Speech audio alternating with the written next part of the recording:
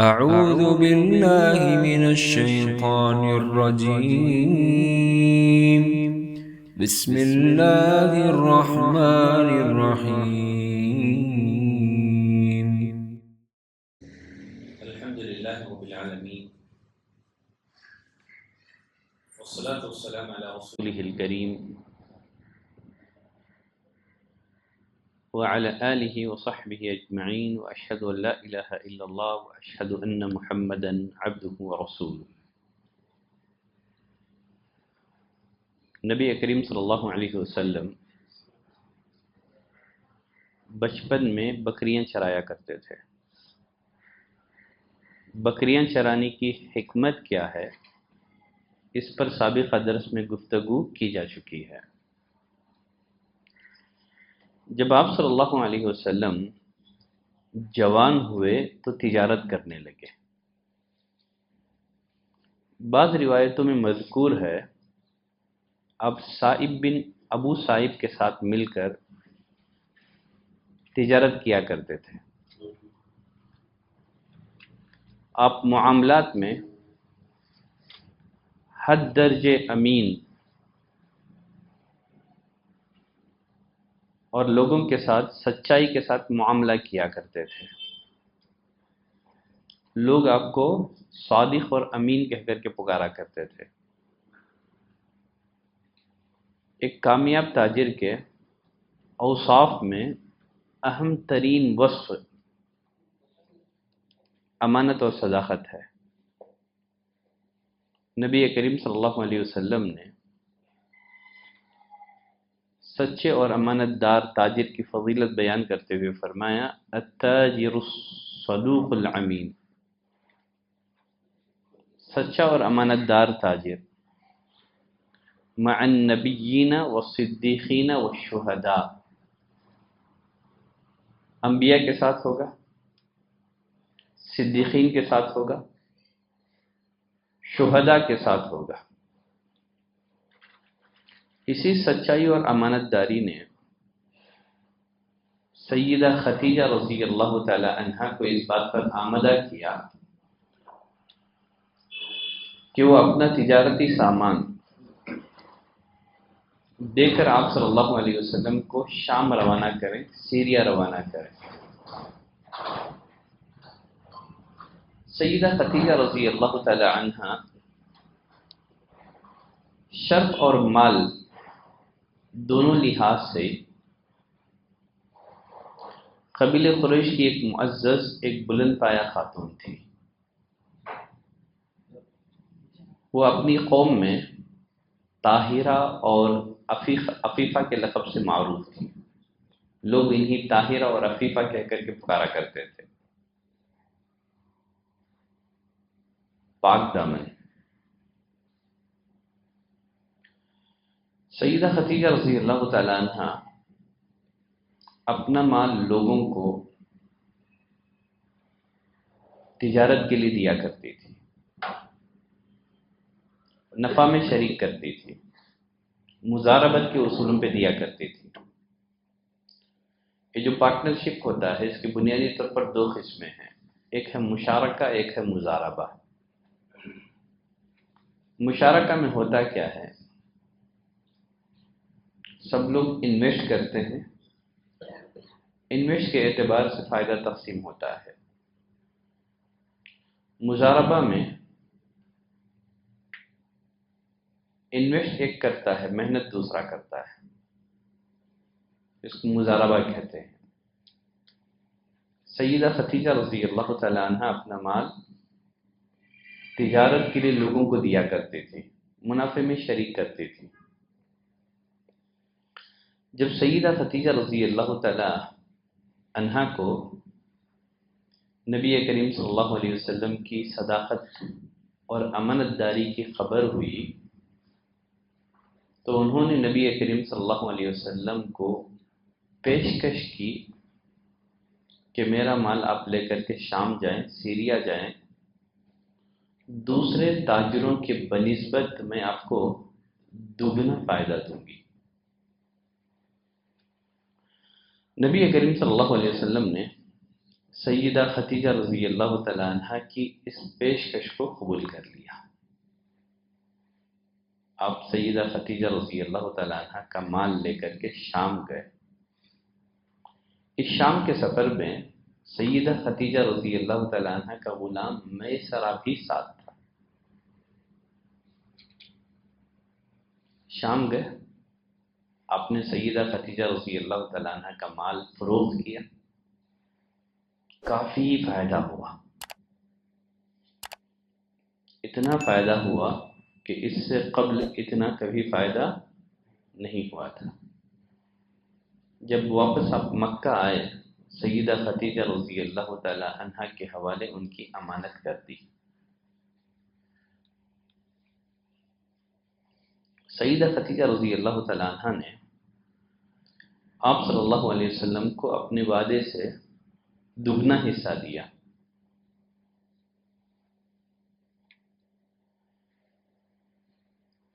حالانکہ سیدہ خدیجہ نے جو وعدہ کیا تھا دگنا دینے کا، بلکہ آپ کو 4 گنا زیادہ حصہ سیدہ خدیجہ رضی اللہ تعالیٰ عنہ نے دیا۔ دیکھیے، ذرائع آمدنی کا،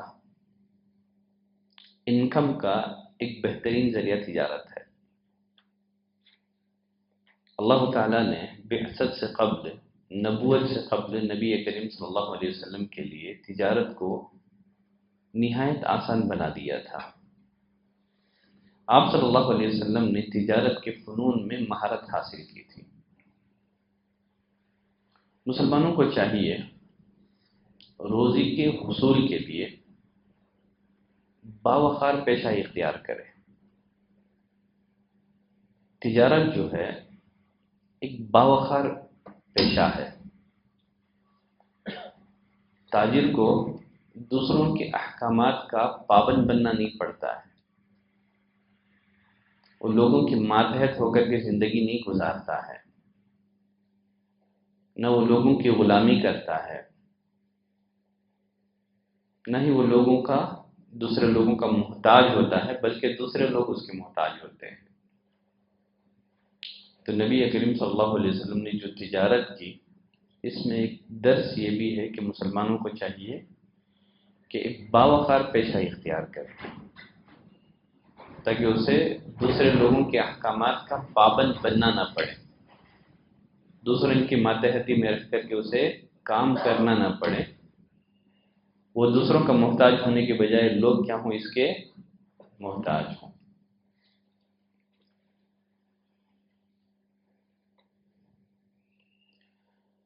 سیدہ خدیجہ رضی اللہ تعالی عنہ کے ساتھ نبی کریم صلی اللہ علیہ وسلم کی شادی، نبی کریم صلی اللہ علیہ وسلم کا نکاح۔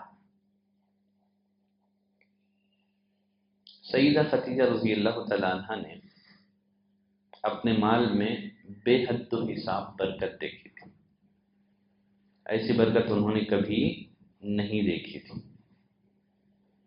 اور ساتھ ہی ساتھ میسرہ نے سیدہ خدیجہ رضی اللہ تعالی عنہ سے نبی کریم صلی اللہ علیہ وسلم کے اخلاق کریمانہ کا تذکرہ کیا، اس لیے کہ پورے سفر میں میسرہ نبی کریم صلی اللہ علیہ وسلم کے ساتھ تھا۔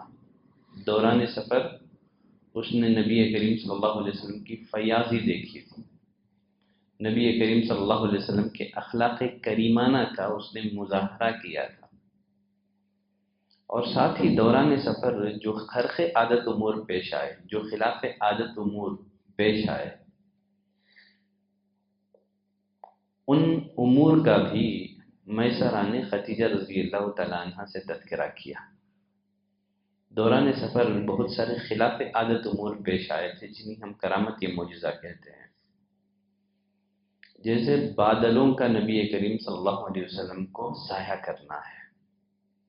تو اس طرح بہت سارے خلاف عادت امور اس سفر میں پیش آئے تھے۔ میسرہ نے خدیجہ رضی اللہ تعالی عنہ سے ان تمام امور کا تذکرہ کیا۔ سیدہ خدیجہ رضی اللہ تعالی عنہ پہلے ہی نبی کریم صلی اللہ علیہ وسلم کی امانت اور صداقت کا تذکرہ لوگوں کی زبانی سن چکی تھی۔ گویا سیدہ خدیجہ رضی اللہ تعالی عنہ کو اپنی گمشدہ منزل مل گئی۔ انہوں نے نبی کریم صلی اللہ علیہ وسلم سے شادی کا قطعی فیصلہ کر لیا، نبی سے شادی کرنے کا انہوں نے مضبوط ارادہ کر لیا۔ سیدہ خدیجہ رضی اللہ تعالیٰ عنہ کی ایک سہیلی تھی جن کا نام تھا نفیسہ بنت منبہ۔ اپنی جو دل کی بات تھی ان کے سامنے ذکر کر دی، اور نفیسہ کے تھرو نبی کریم صلی اللہ علیہ وسلم کی خدمت میں پیغام نکاح بھیج دیا۔ نبی کریم صلی اللہ علیہ وسلم نے اس پیشکش کو قبول کی، اپنے رضامندی کا اظہار کرتے ہوئے یہ پیشکش اپنے چچاؤں کے سامنے رکھ دی۔ چچاؤں نے موافقت کر لی۔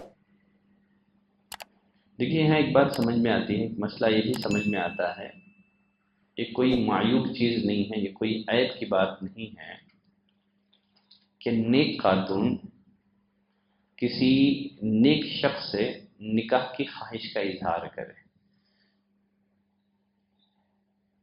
جیسے خدیجہ رضی اللہ تعالیٰ عنہ نے نبی کریم صلی اللہ علیہ وسلم سے شادی کا اظہار کیا تھا، یہ کوئی عیب کی بات نہیں ہے۔ اگر کوئی نیک خاتون کسی نیک شخص سے نکاح کا اظہار کرے، گرچہ ہمارے معاشرے میں یہ بہت معیوب بات سمجھی جاتی ہے، حالانکہ کوئی معیوب بات نہیں ہے۔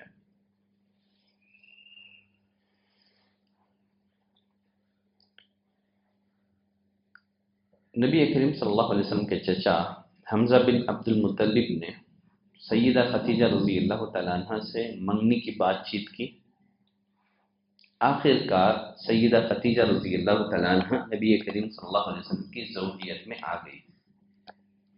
آپ نے مہر میں جو ہے نا 20 اونٹنیاں دی تھی، کافی مہنگا مہر تھا یہ۔ 20 اونٹنیاں نبی کریم صلی اللہ علیہ وسلم نے سیدہ خدیجہ رضی اللہ تعالیٰ عنہ کو بطور مہر دی تھی۔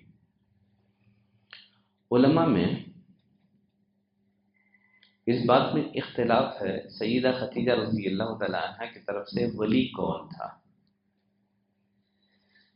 امام بیہقی نے لکھا ہے کہ ان کے والد خویلد نے ہی ان کا نکاح کرایا تھا، خدیجہ بنت خویلد، والد کا نام خویلد نے ہی نکاح کروایا تھا۔ واقدی ایک مورخ ہیں، مشہور سیرت نگار ہیں، انہوں نے ذکر کیا ہے کہ چچا عمرو بن اسد نے ان کا نکاح کرایا تھا، نکاح میں ولی چچا تھے۔ خیر اس مسئلے میں اہل علم کے مابین سیرت نگاروں میں کافی اختلاف پایا جاتا ہے۔ سیدہ خدیجہ رضی اللہ تعالیٰ عنہ یہ پہلی خاتون تھی جن سے نبی کریم صلی اللہ علیہ وسلم کا نکاح ہوا تھا۔ جب تک سیدہ خدیجہ رضی اللہ تعالیٰ عنہ بقید حیات تھی، نبی کریم صلی اللہ علیہ وسلم نے کسی دوسری عورت سے نکاح نہیں کیا۔ سیدہ خدیجہ رضی اللہ تعالیٰ عنہ کے پہلے شوہر کا نام عتیق بن عائش تھا۔ جب یہ فوت ہو گئے تو خدیجہ نے ابو حالہ بن نباش سے نکاح کیا، یہ بھی زمانے جاہلیت میں وفات پا گئے۔ یہ سیدہ خدیجہ رضی اللہ تعالیٰ عنہ کا تیسرا نکاح تھا نبی کریم صلی اللہ علیہ وسلم کے ساتھ۔ اس سے قبل سیدہ خدیجہ رضی اللہ تعالیٰ عنہ کے 2 نکاح ہو چکے تھے۔ ایک نکاح عتیق بن عائش مخزومی کے ساتھ، اور دوسرا نکاح ابو حالہ بن نباش کے ساتھ۔ جمہور مؤرخین، جمہور سیرت نگاروں کے قول کے مطابق نکاح کے وقت نبی کریم صلی اللہ علیہ وسلم کی عمر کتنی تھی؟ 25 برس کی تھی۔ سیدہ خدیجہ رضی اللہ تعالیٰ عنہ کی عمر 40 برس کی تھی۔ سیدہ خدیجہ رضی اللہ تعالیٰ عنہ کے ساتھ نبی کریم صلی اللہ علیہ وسلم کی شادی سے جو سب سے پہلا درس، جو سب سے پہلا سبق ہمیں ملتا ہے وہ یہ ہے کہ نبی کریم صلی اللہ علیہ وسلم نے جسمانی لذت کی طرف توجہ نہیں دی، ورنہ آپ بھی دوسرے نوجوانوں کی طرح کسی کم عمر لڑکی کے ساتھ نکاح کرتے،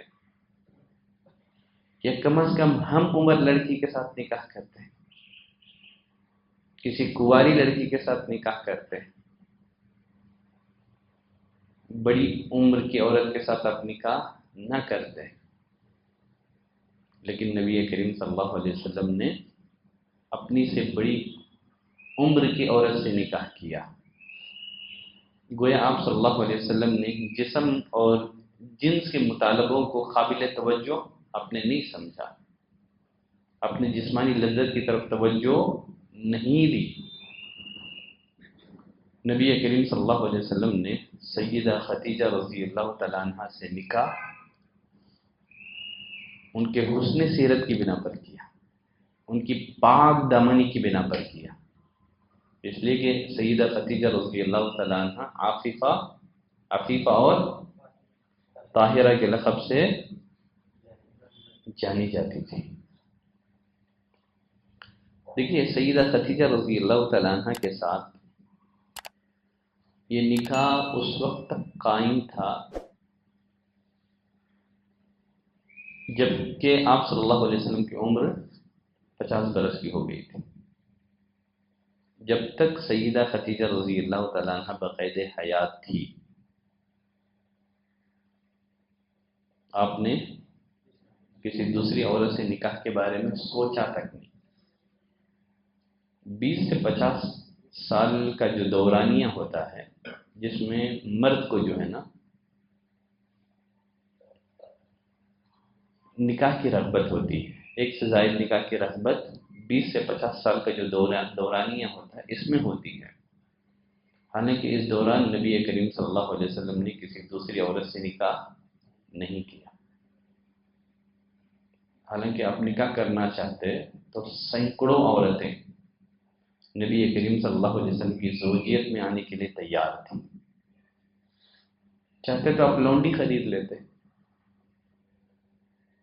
نبی کریم صلی اللہ علیہ وسلم نے لونڈی نہیں خریدی، عرب میں تو عام تھا، لوگ لونڈیاں خرید کے اپنی جسمانی لذت پورا کر لیا کرتے تھے۔ تو معلوم ہوا نبی کریم صلی اللہ علیہ وسلم نے جسمانی لذت کی طرف توجہ نہیں دی۔ سیدہ خدیجہ رضی اللہ تعالیٰ عنہ سے نبی کریم صلی اللہ علیہ وسلم نے نکاح ان کی پاک دامنی کی بنا پر کیا۔ دیکھیے سیدہ خدیجہ رضی اللہ تعالیٰ عنہ کے ساتھ نبی کریم صلی اللہ علیہ وسلم کا نکاح اللہ کے فیصلے کے مطابق تھا۔ اللہ تعالیٰ نے نبی کریم صلی اللہ علیہ وسلم کے لیے ایسی شریک حیات کا انتخاب کیا جو ہر لحاظ سے آپ کے لیے مناسب ہو، جو آپ صلی اللہ علیہ وسلم کا ہر بوجھ اٹھائے، آپ کے غموں کو ہلکا کرے، نبوت کی ذمہ داریاں ادا کرنے میں آپ کی معاون اور مددگار رہے۔ تو یہ دراصل اللہ کا انتخاب ہے۔ اللہ کے فیصلے کے مطابق سیدہ خدیجہ رضی اللہ تعالیٰ عنہ سے نبی کریم صلی اللہ علیہ وسلم کی شادی ہوئی تھی۔ دیکھیے ہر کامیاب انسان کے پیچھے ایک کامیاب عورت کا ہاتھ ہوتا ہے۔ یقیناً سیدہ خدیجہ رضی اللہ تعالیٰ عنہ ایسے لوگوں کے لیے، ایسی عورتوں کے لیے بہترین آئیڈیل اور نمونہ ہے۔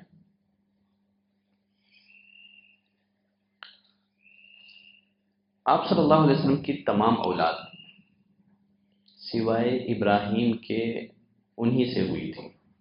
ابراہیم کی والدہ کا نام ماریہ قبطیہ۔ ماریہ قبطیہ کے ابراہیم کے علاوہ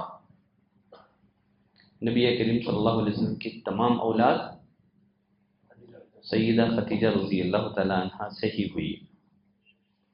سیدہ خدیجہ رضی اللہ تعالیٰ عنہ سے پیدا ہونے والے بچوں کی ترتیب میں پہلے نمبر پر قاسم ہے، پہلے نمبر پر قاسم ہے۔ قاسم ہی کی طرف نسبت کر کے آپ صلی اللہ علیہ وسلم کو کیا کہا جاتا ہے؟ ابو القاسم۔ ابو القاسم یہ نبی کریم صلی اللہ علیہ وسلم کی کنیت تھی۔ پھر اس کے بعد آپ صلی اللہ علیہ وسلم کو ایک کے بعد دیگرے 4 بیٹیاں ہوئیں، زینب، رقیہ، ام کلثوم اور فاطمہ۔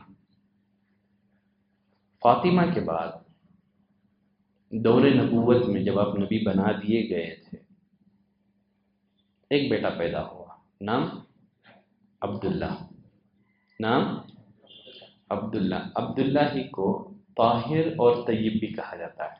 عبداللہ کے مزید 2 نام ہیں، انہی کو کیا کہا جاتا ہے؟ طاہر اور طیب بھی کہا جاتا ہے۔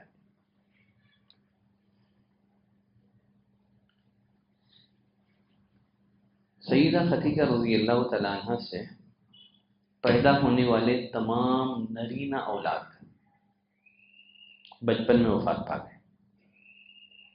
جو لڑکے ہیں، لڑکیاں تو زندہ رہیں، انہوں نے دور نبوت کو بھی پایا، بلکہ نبی کریم صلی اللہ علیہ وسلم کے ساتھ انہوں نے ہجرت بھی کی، سوائے فاطمہ کے رضی اللہ عنہ۔ نبی کریم صلی اللہ علیہ وسلم کی زندگی میں ہی آپ کی تمام بیٹیاں وفات بھی پا گئی۔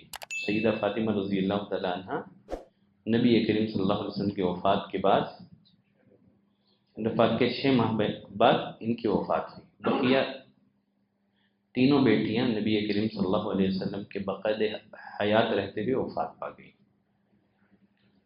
جہاں تک لڑکوں کا معاملہ ہے، نرینہ اولاد کا معاملہ ہے، سب کے سب بچپن ہی میں وفات پا گئے۔ ان میں سے کوئی بھی جو ہے بلوغت کی عمر کو نہیں پہنچا۔ یہ جو ٹین ایج ہے، اس عمر کو نبی کریم صلی اللہ علیہ وسلم تک کوئی لڑکا نہیں پہنچا۔ بچپن میں نبی کریم صلی اللہ علیہ وسلم کو اپنے والدین کی جدائی کا صدمہ برداشت کرنا پڑا۔ جوانی میں اپنے بیٹوں کی جدائی کا دکھ نبی کریم صلی اللہ علیہ وسلم کو سہنا پڑا۔ حقیقت میں اللہ کے جو فیصلے ہوتے ہیں نا، یہ بڑے حکیمانہ ہوتے ہیں۔ اللہ کی مشیت یہ تھی کہ آپ کا کوئی بھی بیٹا بقید حیات نہ رہے، تاکہ مستقبل میں نبوت کا دعویٰ کر کے خود کو اور لوگوں کو آزمائش میں مبتلا نہ کرے۔ دیکھیں، انسان کی ایک فطری خواہش ہوتی ہے کہ اسے بیٹے ہوں۔ اللہ تعالیٰ نے نبی کریم صلی اللہ علیہ وسلم کو اس فطری خواہش کے مطابق بیٹے عطا کر دیے، تاکہ کوئی نبی کریم صلی اللہ علیہ وسلم کے کمال مردانگی پر حرف نہ اٹھائے، تاکہ کوئی نبی کریم صلی اللہ علیہ وسلم کے کمال مردانگی پر عیب نہ لگائیں، زبان درازی نہ کریں۔ تو اللہ تعالیٰ نے نبی کریم صلی اللہ علیہ وسلم کو بیٹے عطا کیے۔ پھر کم عمری میں اللہ نے انہیں واپس بھی لے لیا، تاکہ رسول اللہ صلی اللہ علیہ وسلم کی ذات ان لوگوں کے لیے اطمینان قلب اور حصول صبر کا ذریعہ بن جائیں جنہیں اللہ نے بیٹے عطا نہیں کیے ہیں، یا بیٹے عطا کر کے اللہ نے واپس لے لیے ہیں۔ ساتھ ہی ساتھ اولاد کی موت ایک آزمائش بھی ہے۔ انبیاء کرام کو اس آزمائش سے دوچار ہونا پڑا، اور ساتھ ہی ساتھ اللہ کی حکمت اس بات کا تقاضا کرتی تھی کہ نبی کریم صلی اللہ علیہ وسلم نرم دل اور رحم دل شخصیت کے مالک بن جائیں۔ یقیناً حادثات آدمی کو کیا کرتے ہیں؟ نرم دل بنا دیتے ہیں، اس سے سخت مزاج جو ہے اس کا خاتمہ ہوتا ہے۔ تو اللہ کی حکمت کا تقاضا تھا۔ اب ہم آگے بڑھتے ہیں تعمیر کعبہ کی طرف۔ نبی کریم صلی اللہ علیہ وسلم کی عمر 35 سال ہوئی، 35 ایئرس تھی۔ قریش کے لوگوں نے اثر نو تعمیر کعبہ کا منصوبہ بنایا۔ اثر نو یہ لوگ خانہ کعبہ تعمیر کرنا چاہ رہے تھے۔ وجہ کعبۃ اللہ کا ایک حصہ جل چکا تھا، مسلسل سیلابوں کی وجہ سے خانہ کعبہ کی دیواریں کمزور ہو چکی تھیں۔ کعبۃ اللہ کی جو دیواریں ہیں نا، وہ انسانی قد سے کچھ اونچی تھیں۔ قریش کے لوگ دیواریں اور تھوڑا سا اونچی بنانا چاہ رہے تھے، اور اس میں چھت بھی نہیں تھا۔ قریش کے لوگ اس میں چھت تعمیر کرنا چاہ رہے تھے۔ تو جب آپ 35 برس کے ہوئے تو قریش کے لوگوں نے اثر نو خانہ کعبہ کو تعمیر کرنے کا منصوبہ بنایا۔ لیکن نئی تعمیر کے لیے جو قدیم تعمیر ہے اس کو ڈھانا پڑتا ہے۔ قریش کے لوگ گھبرا رہے تھے، ڈر رہے تھے۔ وجہ کیوں ڈر رہے تھے؟ اس لیے کہ اس سے قبل جو ہے نا ابرہہ کا واقعہ پیش آ چکا تھا۔ ابرہہ خانہ کعبہ کو ڈھانے کے لیے 60,000 کا لشکر لے کر کے نکلا تھا۔ اللہ تعالیٰ نے پرندوں کا جھنڈ بھیج کر کے ابرہہ کے لشکر کو برباد کر دیا تھا۔ تو خانہ کعبہ کو گرانے سے ڈر رہے تھے۔ ولید بن مغیرہ نے یہ کہتے ہوئے کدال پکڑی کہ اللہ تعالیٰ مصلحین کو عذاب نہیں دے گا۔ ہم کعبۃ اللہ کو جو ڈھا رہے ہیں، ہمارا ارادہ تو خانہ کعبہ کی توہین کا نہیں ہے، ہمارا ارادہ اس کی اصلاح کا ہے۔ ہم تو بھلائی کے چاہنے والے ہیں، خیر کے چاہنے والے ہیں، اللہ ہمیں عذاب نہیں دے گا۔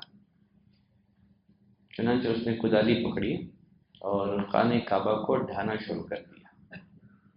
خانہ کعبہ کا کچھ حصہ اس نے گرا دیا، لیکن ابھی بھی مکے والوں کو ہمت نہیں ہو رہی تھی۔ مکے والوں نے کہا تھوڑا ویٹ کرتے ہیں، صبح تک دیکھتے ہیں ولید بن مغیرہ پر کوئی آسمانی آفت آتی ہے یا نہیں آتی ہے۔ اگر ولید بن مغیرہ صبح تک کسی مصیبت میں مبتلا نہیں ہوا، کسی آسمانی آفت کا اگر وہ شکار نہیں ہوا، تو مطلب یہ ہے کہ اللہ تعالی ہمارے اس فیصلے سے راضی ہے۔ اگر ولید بن مغیرہ کسی مصیبت یا آفت کا شکار ہو جاتا ہے تو اس کا مطلب یہ ہوا کہ اللہ راضی نہیں ہے ہمارے اس فیصلے سے، تو پھر ہم مزید خانہ کعبہ کو نہیں ڈھائیں گے۔ بقیہ کعبۃ اللہ کا جتنا حصہ گرا دیا گیا ہے ہم اس کی مرمت کر دیں گے۔ صبح ہوئی تو ولید بن مغیرہ جو ہے نا کدال پکڑ کر کے بقیہ جو اور حصہ تھا گرانے لگا۔ اب تھوڑا سا لوگوں کو ہمت ہو گئی۔ اب خانہ کعبہ کی جو قدیم عمارت ہے اس کو ڈھانے میں دوسرے لوگ بھی آگے بڑھے۔ اب تک یہ جو خانہ کعبہ تھا نا، ابراہیم علیہ السلام کی تعمیر پر باقی تھا۔ اس سے پہلے مرمت تو ہوئی تھی، اس سے قبل بھی 2 دفعہ جیسے سیرت نگاروں نے ذکر کیا ہے، بیہقی وغیرہ کی روایت سے پتہ چلتا ہے، اس سے قبل بھی 2 مرتبہ جو ہے مرمت ہو چکی ہے، لیکن باقاعدہ تعمیر جو ہے یہ پہلی تھی۔ اب تک خانہ کعبہ ابراہیم علیہ السلام کی تعمیر پر باقی تھی۔ خیر بنیادوں تک جو خانہ کعبہ ہے اسے گرا دیا گیا۔ قریش کے لوگوں نے کام آپس میں تقسیم کر لیے تھے۔ ہر قبیلے کے لیے تعمیر کا ایک حصہ مقرر کر دیا گیا تھا۔ تمام لوگ، سردار، بزرگ، پتھروں کو ڈھونے میں، تعمیر میں سب لوگ شریک تھے، بزرگ بھی شریک تھے، سردار بھی شریک تھے، سب لوگ پتھر لانے اور لگانے میں شریک رہے۔ نبی کریم صلی اللہ علیہ وسلم بھی اپنے چچا عباس بن عبد المطلب کے ساتھ خانہ کعبہ کی تعمیر میں شریک رہے۔ آپ صلی اللہ علیہ وسلم بھی اپنے دونوں کندھوں پر پتھر لگ کر کے لایا کرتے تھے۔ عباس رضی اللہ تعالیٰ عنہ نے نبی کریم صلی اللہ علیہ وسلم سے کہا، اپنا جو تہبند ہے نا اس کو اتار کر کے کندھے پر رکھ لو تاکہ جو تمہارا کندھا ہے نا یہ زخمی نہ ہو جائے۔ نبی کریم صلی اللہ علیہ وسلم نے چچا کی بات مان لی، تہبند اتار کر کے جیسے ہی کندھے پر رکھا اب پر غشی طاری ہو گئی، بے ہوش ہو گیا۔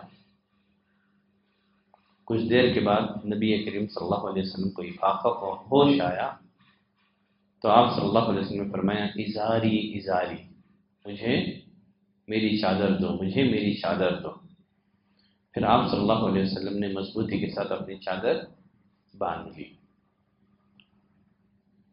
جب دیوار حجر اسود تک بلند ہو گئی،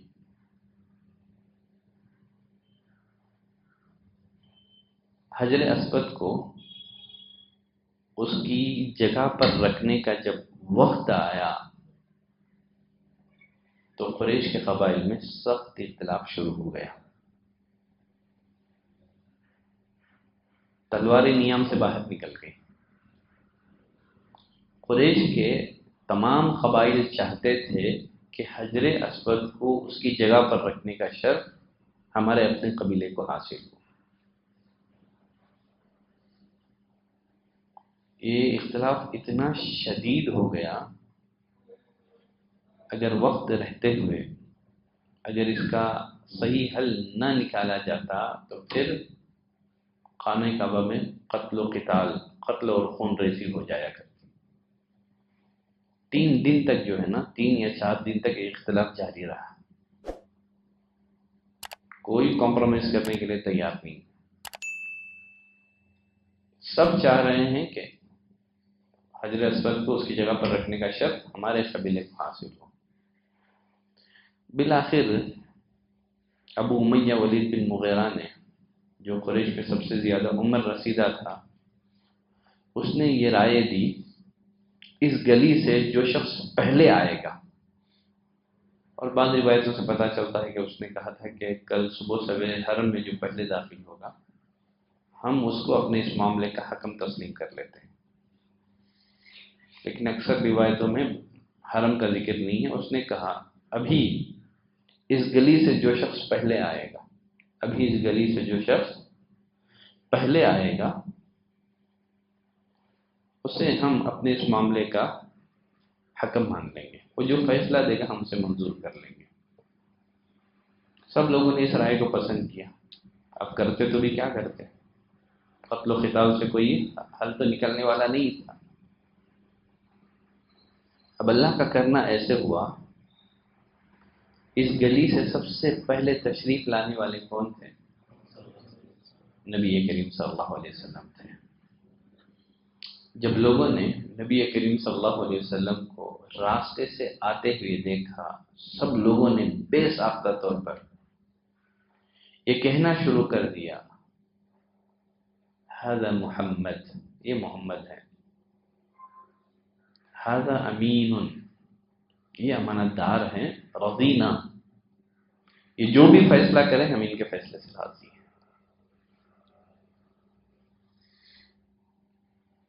تو زمانے جاہلیت میں مکے کے معاشرے میں نبی کریم صلی اللہ علیہ وسلم کا مقام کیا تھا، اس سے واضح ہوتا ہے۔ سب لوگ آپ کو امین کہا کرتے تھے، صادق کہا کرتے تھے۔ سب نے کہا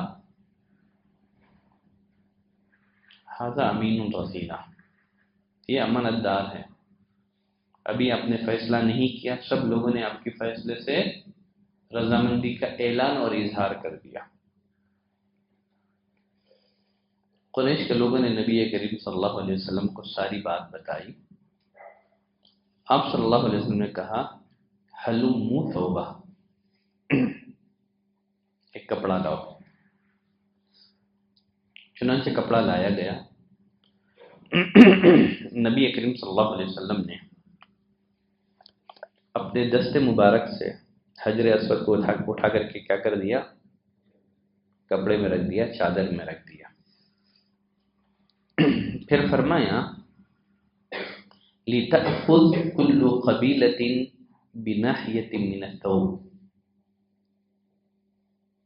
ہر قبیلے کا ایک ایک نمائندہ، ایک ایک ریپریزنٹیو چادر کے کناروں کو پکڑ لیں. پھر سب مل کر کے اس کو اٹھائیں. تو اس طرح جو ہے حجر اسود کو اس کی اصل جگہ پر رکھنے کا شرط کسی ایک قبیلے کو نہیں ہے، بلکہ تمام قبیلوں کو مل گیا. اپنے حجر اسود کو چادر کے درمیان میں رکھ کر کے تمام قبیلوں کے افراد سے کہا کہ چادر کے کناروں سے اس کو پکڑ لیں، چادر کے کناروں کو تھام لیں. سب لوگ حجر اسود کو اٹھا کر اس مقام پر لے آئے جہاں اسے نصب کیا جانا چاہیے تھا. تو پھر نبی کریم صلی اللہ علیہ وسلم نے اپنے دست مبارک سے حجر اسود کو اٹھا کر کے اس کے مقام پر رکھ دیا، نصب کر دیا. تو اس طرح قبیلہ قریش کے درمیان رونما ہونے والے اختلافات کا خاتمہ ہو گیا. پھر اس کے بعد قریش کے لوگوں نے بقیہ جو تعمیر تھی اس کو مکمل کی.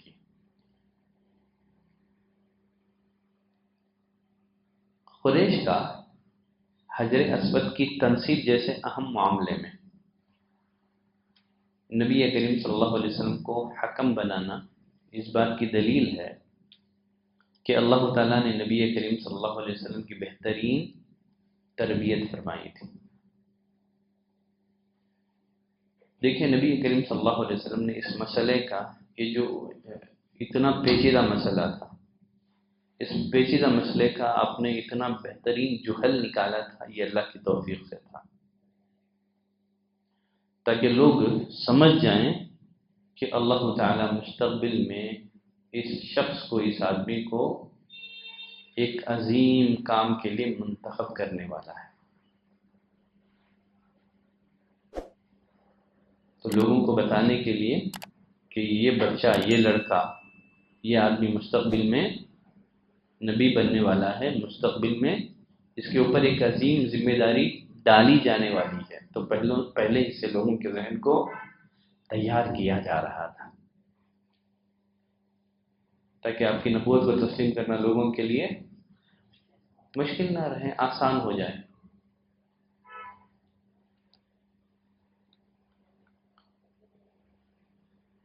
دیکھیے تاریخی لحاظ سے بیت اللہ کی تعمیر 4 دفعہ ہوئی تھی. کتنی مرتبہ؟ 4 مرتبہ. پہلی مرتبہ ابراہیم علیہ السلام نے اسے تعمیر کیا تھا. بیٹے اسماعیل علیہ السلام نے اس کام میں اپنے والد کی مدد کی تھی، معاونت کی تھی. دیکھیے یہاں اس مسئلے میں اہل علم کے مابین اختلاف ہے. ابراہیم علیہ السلام خانہ کعبہ کے مجدد تھے کہ بانی تھے؟ سمجھ رہے ہیں آپ؟ مجدد مطلب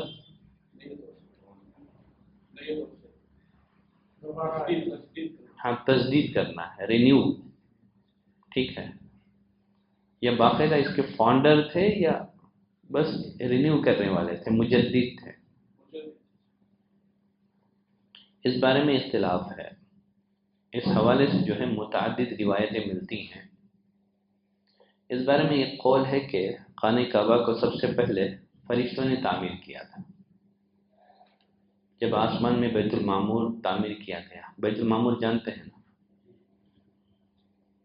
نبی کریم صلی اللہ علیہ وسلم نے فرمایا 70,000 فرشتے روزانہ اس گھر کا طواف کرتے ہیں. ایک دفعہ کسی نے طواف کر لیا تو پھر اس کی باری کبھی نہیں آتی. جب آسمانوں میں بیت المعمور تعمیر کیا گیا، بنایا گیا، تو اسی وقت اللہ کے حکم سے فرشتوں نے زمین پر خانہ کعبہ تعمیر کیا تھا. ایک قول یہ ہے. اس بارے میں دوسرا قول یہ ہے کہ خانہ کعبہ کو سب سے پہلی مرتبہ آدم علیہ السلام نے تعمیر فرمائی تھی. جب نوح علیہ السلام کے زمانے میں طوفان آیا تو خانہ کعبہ کا نام و نشان باقی نہ رہا. ابراہیم علیہ السلام کے زمانے تک یہی حالت رہی. پھر اللہ تعالیٰ نے ابراہیم علیہ السلام کو دوبارہ خانہ کعبہ کی تعمیر کا حکم دیا. تو اس قول کے مطابق ابراہیم علیہ السلام بانی نہیں ہے، فاؤنڈر نہیں ہے، بلکہ مجدد ہے، رینیو کیا تھا، فاؤنڈر باقاعدہ نہیں تھے. ایک تیسری رائے یہ ہے کہ سب سے پہلے خانہ کعبہ کو ابراہیم علیہ السلام نے ہی بنایا تھا. آپ اس کے مجدد نہیں تھے بلکہ بانی ہی تھے، فاؤنڈر تھے باقاعدہ آپ اس کے. قرآن کریم ابراہیم علیہ السلام اور ان کے بیٹے اسماعیل علیہ السلام کی جو تعمیر ہے اسی کی تصدیق کرتا ہے. انہی کی تعمیر کا تذکرہ قرآن مجید میں موجود ہے.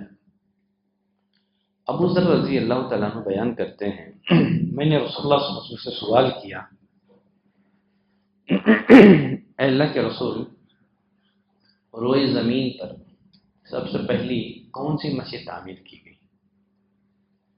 کیا فرمایا آپ صلی اللہ علیہ وسلم نے؟ کیا آپ نے فرمایا مسجد حرام.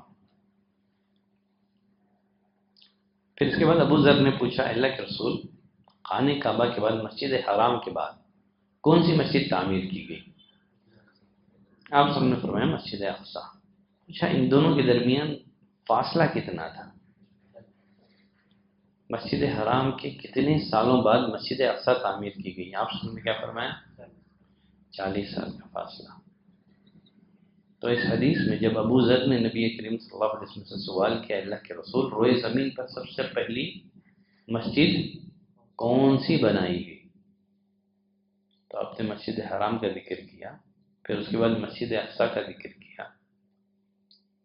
اور یہ جو درمیانی فاصلہ ہے 40 بتا کر کے یہ واضح کر دیا کہ اس کے فاؤنڈر کون ہیں، اس کے بانی کون ہیں؟ ابراہیم علیہ السلام ہی ہیں. علامہ ابن کثیر رحمۃ اللہ علیہ لکھتے ہیں وَلَمْ يَجِعْ فِي خَبْرٍ صَحِيحٍ عَنْ مَعْصُومٍ، کسی بھی صحیح حدیث میں نبی کریم صلی اللہ علیہ وسلم سے ایسی کوئی روایت ہم کو نہیں ملتی ہے ان البیت کان مبنیا قبل الخلیل علیہ السلام، کہ خانہ کعبہ کا وجود ابراہیم علیہ السلام سے پہلے رہا ہو، ایسی کوئی صحیح روایت ہمیں نہیں ملتی ہے. اور کچھ لوگوں نے قرآن کی کچھ آیتوں سے استدلال کرتے ہوئے کہا ہے کہ ابراہیم علیہ السلام مجدد تھے. علامہ ابن کثیر فرماتے ہیں کہ یہ دلیلیں واضح نہیں ہیں. جن سے کہا جائے کہ ابراہیم علیہ السلام سے پہلے خانہ کعبہ کا وجود رہا ہو، واضح دلیل موجود نہیں ہے. آگے لکھتے ہیں جہاں تک اس جگہ کا معاملہ ہے جس جگہ خانہ کعبہ تعمیر کی گئی، وہ جگہ ہر دور میں قابل احترام رہی ہے، لیکن باقاعدہ بنیاد کھود کر کے اس گھر کو تعمیر کرنے والے ابراہیم علیہ السلام ہی ہیں. تو خلاصہ یہ ہے کہ سب سے پہلے خانہ کعبہ کو کس نے تعمیر کیا؟ ابراہیم علیہ السلام نے. دوسری مرتبہ قریش نے. آپ صلی اللہ علیہ وسلم کی بعثت اور نبوت سے قبل جب آپ کی عمر 35 ایئر تھی، قریش نے جب خانہ کعبہ کو تعمیر کیا اس میں کچھ تبدیلیاں کر دی انہوں نے. وہ تبدیلیاں کیا ہیں؟ ابراہیم علیہ السلام نے جو خانہ کعبہ بنایا تھا نا، حتیم کا جو علاقہ ہے وہ عمارت میں شامل تھا. حتیم کا علاقہ جانتے ہیں نا، حتیم کا چھوٹی سی دیوار بنی ہوئی ہے، وہ جو علاقہ ہے وہ بھی باقاعدہ طور پر ابراہیم علیہ السلام کی عمارت میں شامل تھا، لیکن قریش نے اسے چھوڑ دیا۔ کیوں چھوڑ دیا؟ جب خانہ کعبہ تعمیر کر رہے تھے تو قریش نے یہ عہد کیا کہ خانہ کعبہ کی تعمیر میں صرف حلال کمائی کا استعمال ہوگا، سود خوری، ظلم سے حاصل کردہ مال اس میں خرچ نہیں کریں گے۔ زمانے جاہلیت میں لاکھ خرابیاں تھیں، لیکن اس کے باوجود وہ حلال اور حرام میں تمیز کرتے تھے، جانتے تھے۔ تو انہوں نے معاہدہ کیا کہ صرف حلال کمائی کا روپیہ ہی خانہ کعبہ کی تعمیر میں لگایا جائے گا۔ اب یہ جو حلال کمائی ہے نا، کم پڑ گئی، ان کی کمائی کا زیادہ دار و مدار حرام پر ہی تھا۔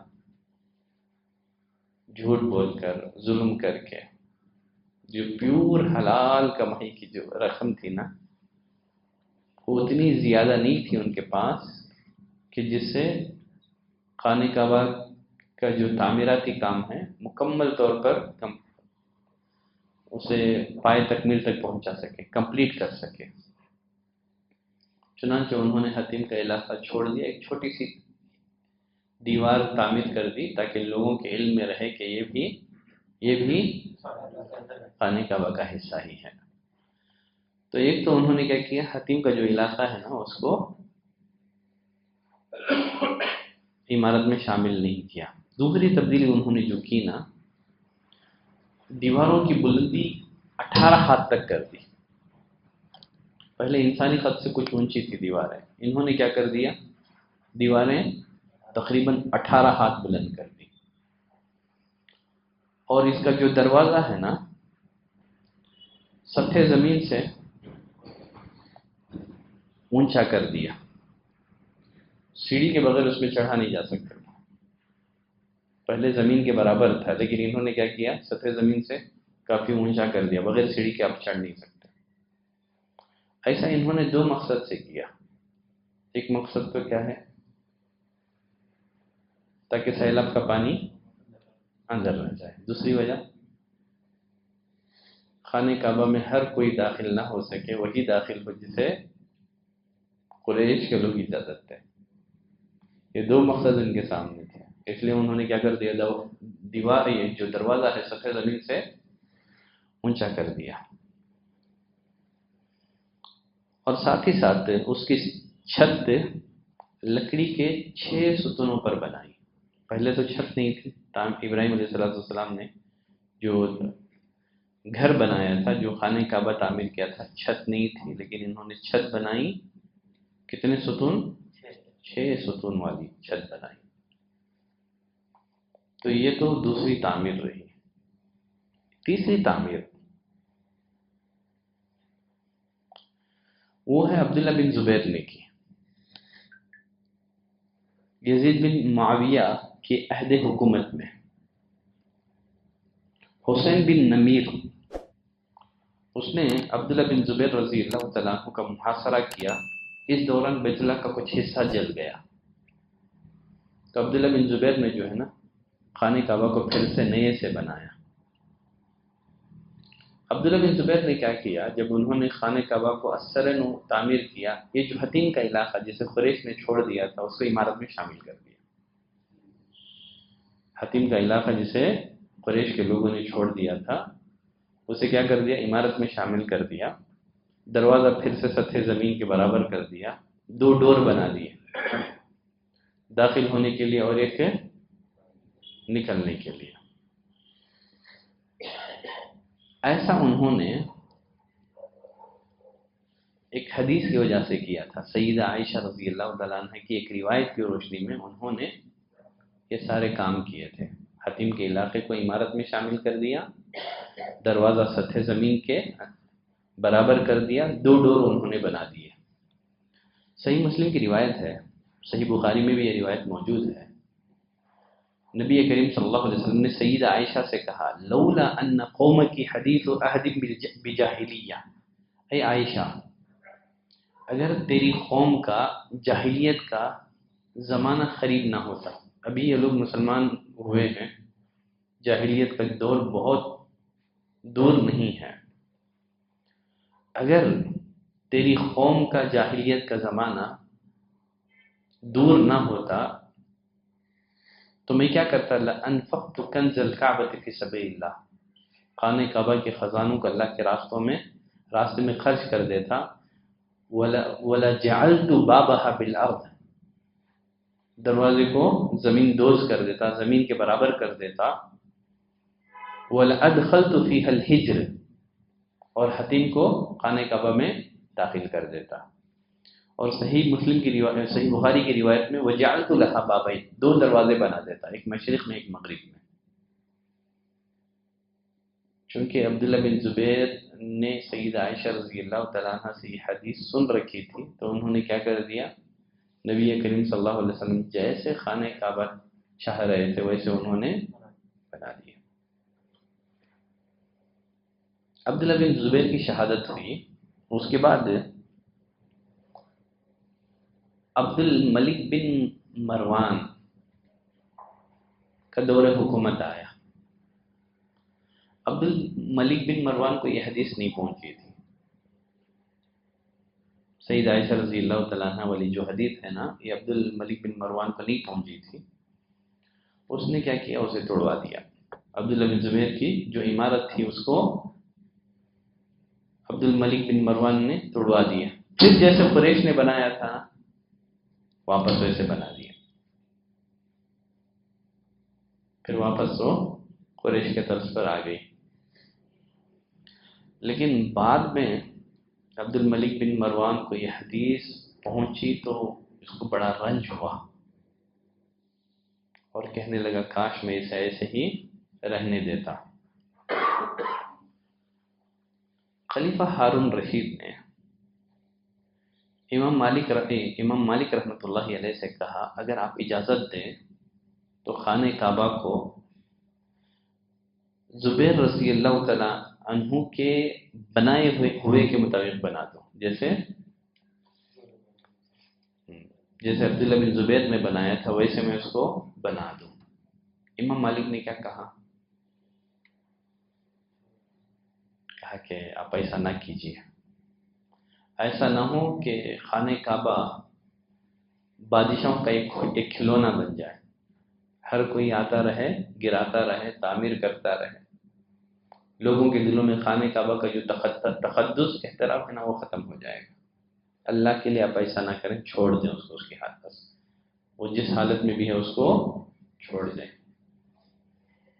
چنانچہ ہارون رشید اپنے اس ارادے سے باز آ گیا، چنانچہ اس نے کسی طرح کی کوئی چھیڑ چھاڑ نہیں کی۔ تو کتنی دفعہ ہو گیا ہے؟ ایک ابراہیم علیہ السلام کی تعمیر، دوسرا قریش نے، تیسرا عبداللہ بن زبیر نے، تیسرا عبد الملک بن مروان نے۔ یہ جو موجودہ جو ہمارے پاس تعمیر ہے یہ کس کی ہے؟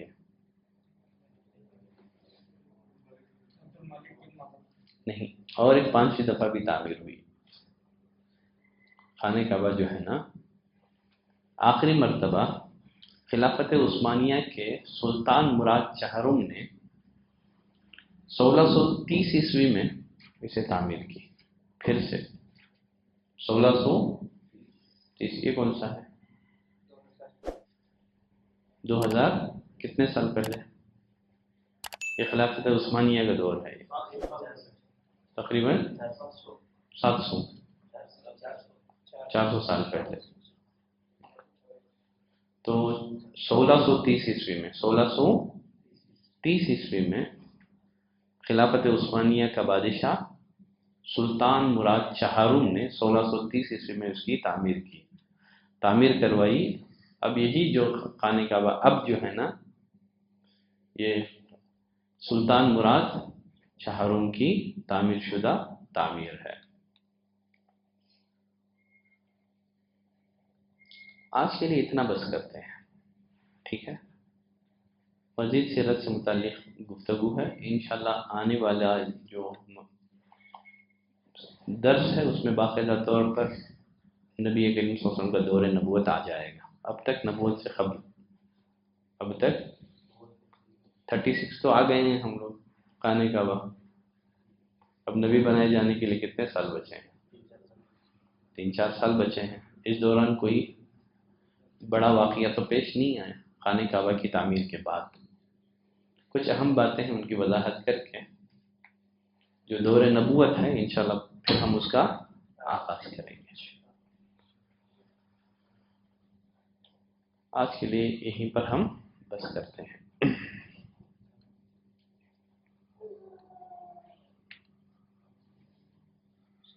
آپ نے جو حدیث سنائی کہ سب سے پہلے مسجد جو دنیا میں کون سی بنائی گئی، مسجد حرام اللہ کے رسول نے فرمایا. تو اس سے پہلے ابراہیم علیہ السلام سے پہلے جتنے انبیاء گزرے ہیں وہ مطلب کیا مسجد نہیں ہوا کرتی؟ شاید ان کے دور میں باجماعت نماز کا ایسا کوئی حکم نہ ہو. ٹھیک ہے، لوگ اللہ کی عبادت کرتے ہوں، ٹھیک ہے، انفرادی طور پر گھروں میں، لیکن باضابطہ طور پر اللہ کی طرف سے اس طرح کا کوئی حکم نہ ملا. اس کی طرف بھی اشارہ ہو سکتا ہے نا کہ جو ہے آدم علیہ السلام نے پہلے بنائی ہیں. تو اسی لیے جو روایتیں ہیں عموماً کچھ تابعین کے اقوال ہیں، ٹھیک ہے، یا تو کچھ اسرائیلی روایتیں ہیں، ان پر بہت زیادہ اعتماد نہیں کیا جا سکتا. ہاں، قرآن میں کچھ اشارے ہیں، ان سے اہل علم نے استدلال کیا ہے ان اشاروں سے، لیکن علامہ ابن کثیر فرماتے ہیں کہ کوئی واضح اشارات نہیں ہیں، کہ کوئی واضح اشارات نہیں ہیں. کچھ لوگوں نے قرآن مجید کی مختلف آیتوں سے استدلال کیا ہے، جیسے ابراہیم علیہ السلام نے اللہ کے حکم سے اپنی بیوی حاجر اور اپنے بیٹے اسماعیل علیہ السلام کو مکی کے آبو گیاہ وادی میں بسایا، چھوڑ کر کے واپس ہونے لگے. اس وقت انہوں نے دعا کی تھی. کیا دعا ہے؟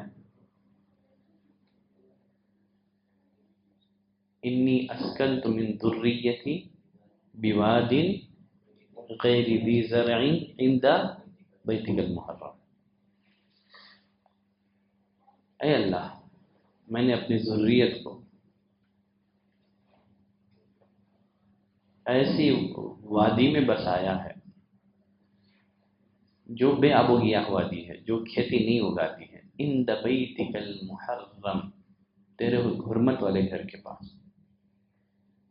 ابھی خانہ کعبہ تیار نہیں ہوا تھا، ٹھیک ہے، ابھی پہلی مرتبہ اللہ کے حکم سے چھوڑے آ رہے ہیں، چھوڑ کر کے واپس جا رہے ہیں، چھوڑ کر کے واپس جا رہے ہیں. تو اس موقع سے انہوں نے دعا کی تیرے حرمت والے گھر کے پاس، حالانکہ گھر تو نہیں تھا. ٹھیک ہے، تو اس سے آیت سے استدلال کیا ہے کہ خانہ کعبہ ابراہیم علیہ السلام سے پہلے موجود تھا. بعض اہل علم نے کہا کہ اللہ نے ابراہیم علیہ السلام کو وحی کی تھی کہ آپ کو اس جگہ خانہ کعبہ تعمیر کرنا تھا. جب آپ اپنی بیوی بچوں کے ساتھ گئے، جا کر کے کچھ ایک کیا بولتے ہیں اس کو، چھپڑ بولتے ہیں نا، ایسے ہی آپ نے گیا ایک چھوٹا سا چھپڑ بنا دیا، چلے گئے ادھر، لیکن باقاعدہ بنیاد کھود کر کے تعمیر بعد میں کی. تو ہر طرح کے اقوال ہیں اس بارے میں، ٹھیک ہے، ہر طرح کے اقوال. جو لوگ کہتے ہیں آپ فاؤنڈر تھے، وہ لوگ کہتے ہیں کہ نہیں، اللہ نے بتا دیا تھا آپ کو. تو ابراہیم علیہ السلام جب چھوڑے تو ایک چھوٹا سا جو ہے نا جھوپڑی ٹیپ میں آپ وہاں بنا کر کے رخصت ہو گئے تھے. کچھ نے کہا کہ نہیں، تعمیر کا حکم بعد میں دیا گیا تھا. تو غرض اس معاملے میں علماء میں بہت زیادہ اختلاف ہے. ممکن ہے ایسا کوئی باقاعدہ حکم نہ ہوا ہو تعمیر مسجد وغیرہ کا، ٹھیک ہے.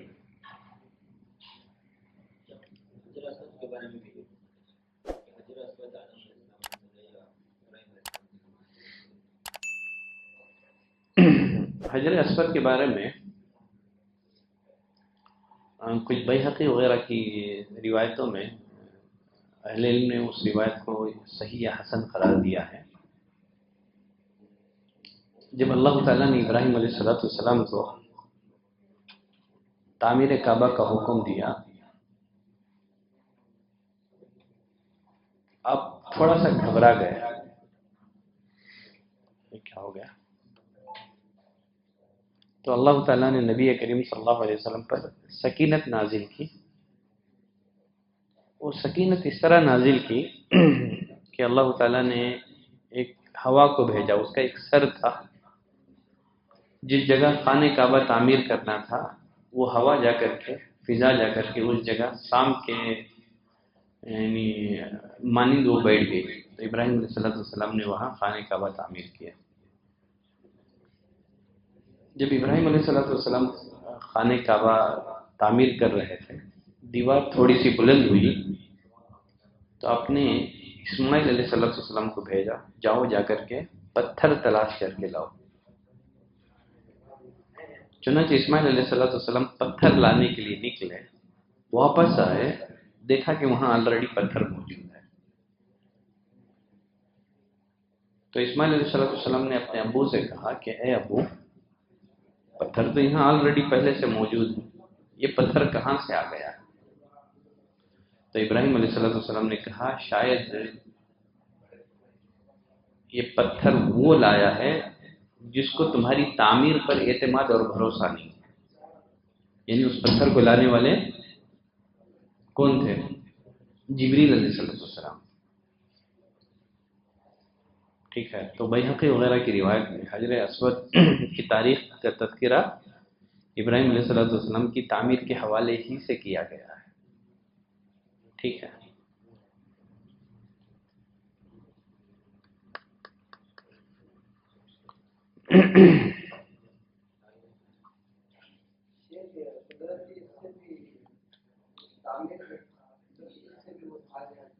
کیا بولے؟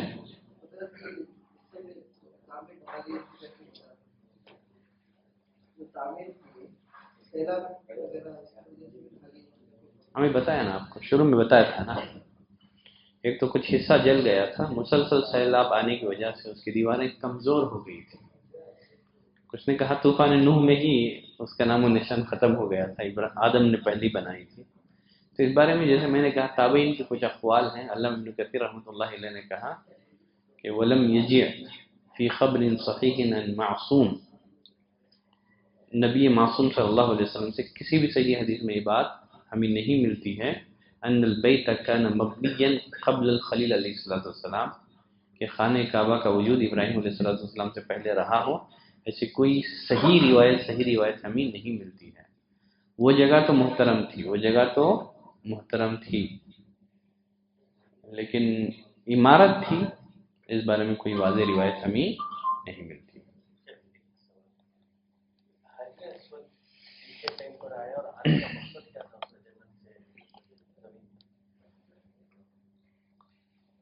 کس کے ٹائم پر لایا گیا؟ جیسا میں نے ابھی بیہقی کی روایت پیش کر دی، ابراہیم علیہ السلام نے اسماعیل کو پتھر لانے کے لیے بھیجا تو پتھر آلریڈی آیا ہوا تھا.